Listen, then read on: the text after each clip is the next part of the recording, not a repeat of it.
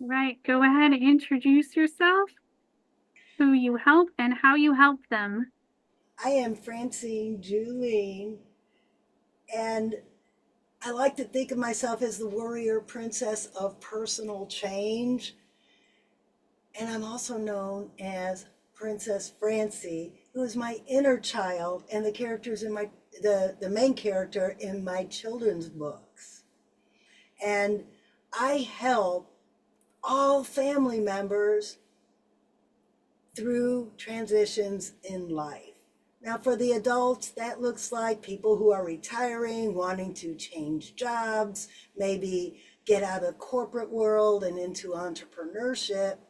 And for the kids, what more is childhood than one big, long change? Yeah. So you help people with changes. How did you get into doing that? I went through my own change. When I got back from Iraq and I got really, really unhealthy, and I hated my job. I decided I needed to make changes in my life. So the first thing I did is I hired a holistic health coach and I hired a business coach because one of the products that I found helped me a little bit at the beginning was essential oils. And I was feeling so good. People noticed a little change in me and I wanted to share the essential oils with them, so I started selling them. But boy, did I still have a lot to learn because I just knew if I lost 20 pounds, then everything in life would be perfect. And I lost that 20 pounds. The essential oils helped me lose that 20 pounds. Everything in life wasn't perfect. I'm like, okay, 20 more. I'll lose 20 more. Well, guess what? I lost 100 pounds and I still wasn't happy. So I had to really step back and figure out what I was going to do next because I just knew that once I lost the weight and got healthy, that everything in life would be perfect. And it wasn't. And as a result of not being happy, everybody was buying essential oils, just not from me. I had to get all of this in alignment in my life before I could actually have a business. And now that's what I teach people, how to get that alignment to allow the business to flow better. I love that story. And I love how you point out that even with the weight loss and being healthier and using essential oils, that it wasn't enough to create that alignment and be happier, which I know personally, when I was skinny, it didn't make me happy, even though I was that way. So there's definitely more to it than that. And yes, health can affect your mood, but it's not the only factor in that. That is true. Because I thought that my weight was my problem because when I was 8 years old, my aunt told me if you just lost some weight, you'd be a pretty girl. So immediately I put self worth and weight together. And I lived my life thinking that for 50 years. Well, 47 years, close enough to 50 years. When I discovered that one negative thought from childhood is what kept me living the life of turmoil, people pleasing, and chasing that next greatest thing that never made me happy. That's when I started to figure out how to really make changes.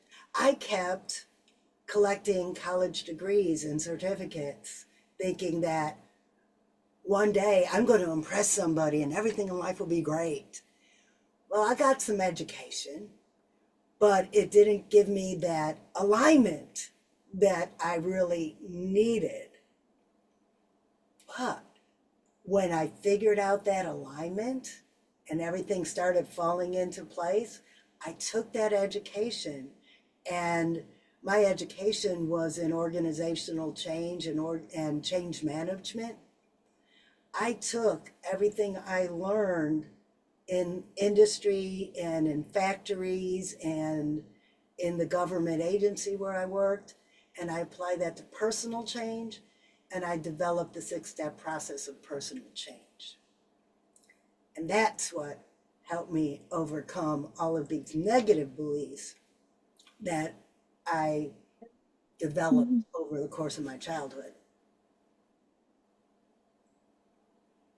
How have you changed your networking strategy over time from when you started till now? When I first started networking, it was all about, hey, I have these essential oils and they're so cool. They help me get healthy and they help me change my daily life. And oh my God, you need them. Nobody wants to be approached like that. The way I go into networking now is, hi, what can I do to help you? What do you do? How can we work together rather than what can I sell you? And that has changed everything for me. I don't sell a lot.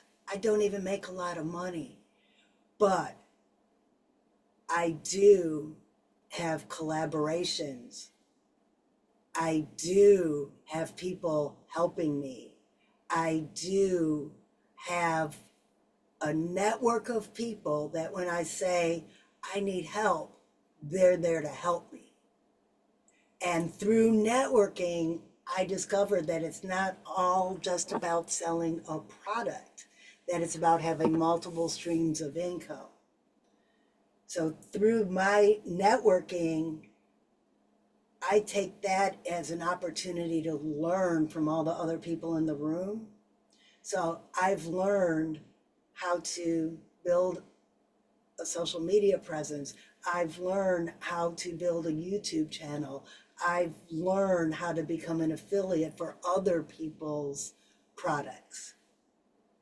And if I had just gone into networking trying to sell my stuff, I never would have learned all of that.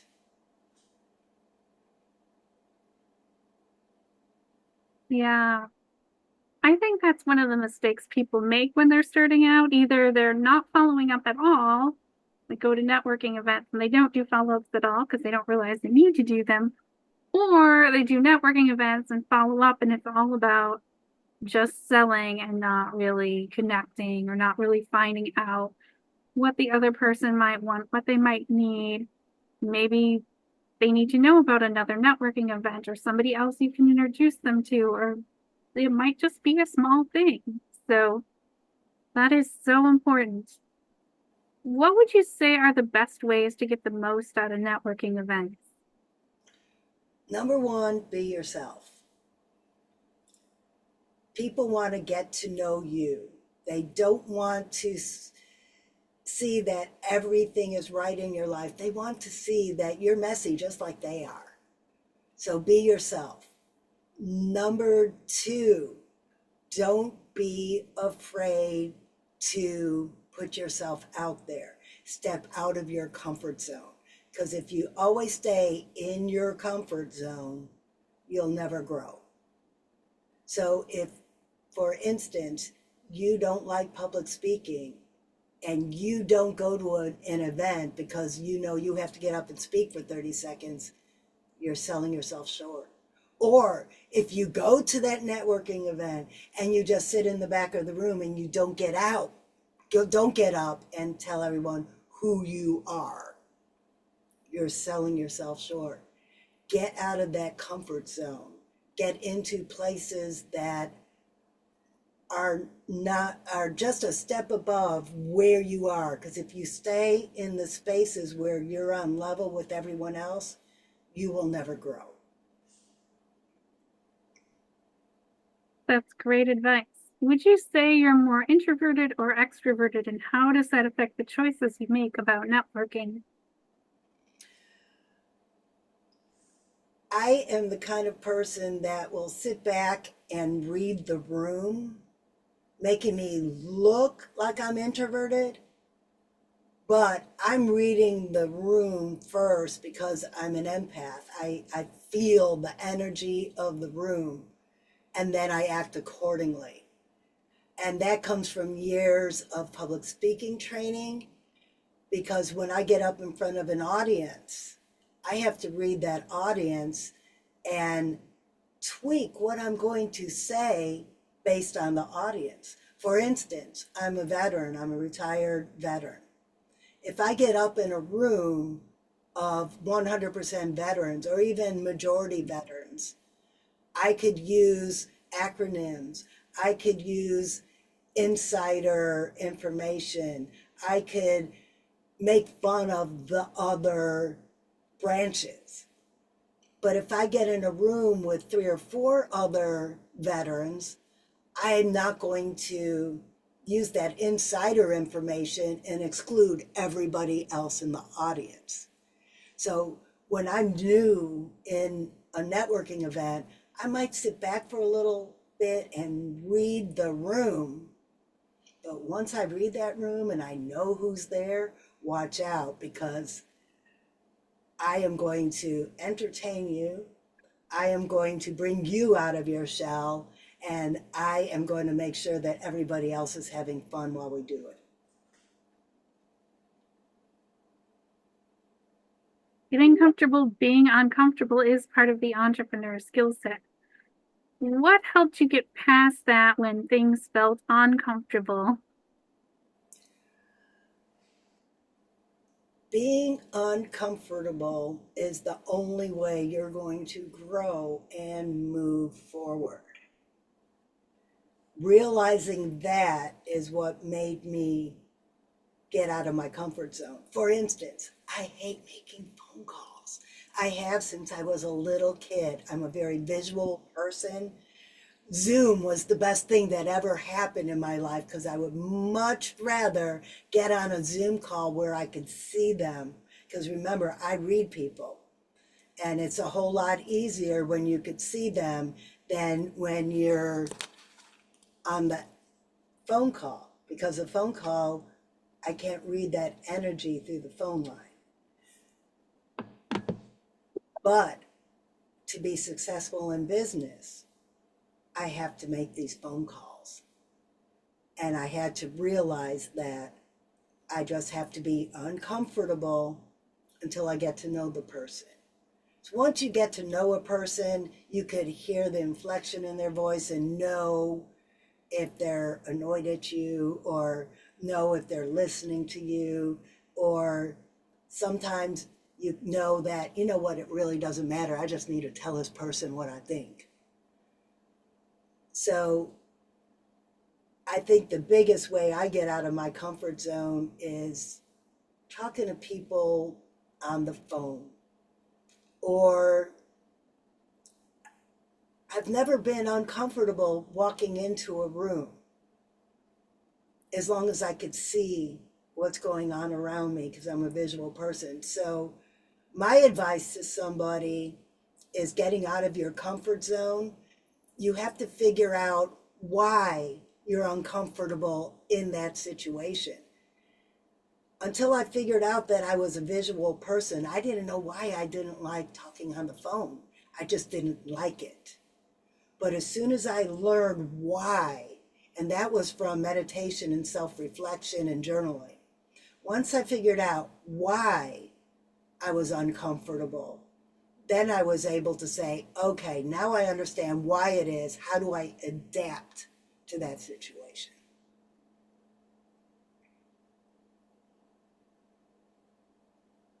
Quite a story about getting out of your comfort zone, which I think is important for a lot of entrepreneurs.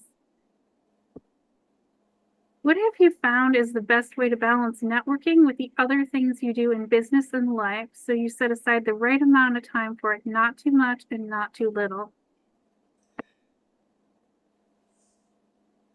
in my stage of life, I decided that I didn't want to do anything unless it was fun. To me, networking is fun. That is my social life. That is my professional development. That is how I move my business forward. So I make room for it, knowing that if I don't walk into these rooms or get on these Zoom calls, I'm not going to have the fresh ideas. I'm not going to be able to meet that next person I need to meet. So making room for networking is as important as setting up my website or finding a way for people to pay me or even the bookkeeping. I'd rather go to a networking event and put the bookkeeping off because I know in that networking event I'm going to meet someone or learn something that is so important to me. So it's all a matter of the mindset and what you think networking is. If you think it's a chore, then you're going to have to force yourself to make room for it. If you think of it as something enjoyable and fun and exciting and educational, then you're not going to have to make time for it. You're going to want to find that next opportunity. Of course, you can't network 24/7. You need to do other things like eat and sleep and all of that. If you go to the right networking events, like the one I go to on Friday morning, they serve breakfast. Yeah, it takes care of that, but you still have to sleep. Well, that is important. I get 8 hours of sleep a night, or I average 8 hours of sleep a night. And anyone who doesn't, you have to prioritize rest because that's when your brain cleans itself. So if you are having problems in the networking environment, consider, are you just tired and cranky? People don't want to meet other people and shine when they're not getting enough sleep. Yeah, that's actually why I stopped having that Friday afternoon, evening time on my calendar. It wasn't just me, some of the other people coming in were tired out. I'm like, okay, I don't need that slot. There's like plenty of other times on my calendar. So that's one of the ways I prioritize rest. What are some of the benefits you have gotten out of networking? I have met business partners. Okay, I have to show you him. This is Sparklefeathers. He's the main character in my children's books. And through networking, I hadn't even thought of getting a doll made. But through networking, I had a promotional products lady approach me and she told me, I'm going to this convention of promotional material designers and I want to make a doll for you. What do you think? So she went and she interviewed all of these companies. She found the one company who could do what I needed to do. And we've been working on this for 18 months now. And Sparkle Feathers, 500 Sparkle Feather dolls are now in customs coming to me.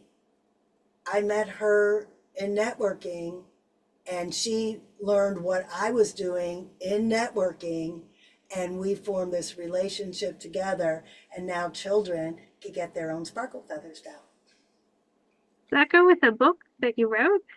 Yes, I have a book series, Sparkle Feathers and Princess Francy. So that's Sparkle Feathers. I'm Princess Francy, and we are the camp counselors at Camp Confidence. So this is my children's book series, and I told you at the beginning I developed the 6-step process of personal change, and I wrote an adult book about it. And then I heard kids need the same message. So I took pieces of my adult book about the 6-step process of personal change and I'm breaking it down in a little chunk so the kids could understand it. That's amazing. What are your thoughts on tapping into your intuition and how do you use it when networking? Intuition in networking is very important. Sometimes I've had people approach me and there was something about it that felt off, and I might not put as much effort into that relationship. Or, like when Sharon said, have you ever thought about making a doll? No, I didn't. But my intuition said, let's see where this goes. So your body is tuned into what you are supposed to do, and your brain is programmed to keep you safe. But the brain, in trying to keep you safe, will try to keep you safe in society measures. But your intuition is tapped into what you are supposed to do on this earth. So keeping me safe, my brain was saying, dolls, I can't afford that. That's a lot of money. And what if I can't sell them? What if nobody wants them? What if? But then my intuition kept telling me there's something here. You need to keep going, and you need. So I did. I broke into my retirement account and I bought $500 because my intuition, I allowed it to override the what ifs my safety brain was telling me.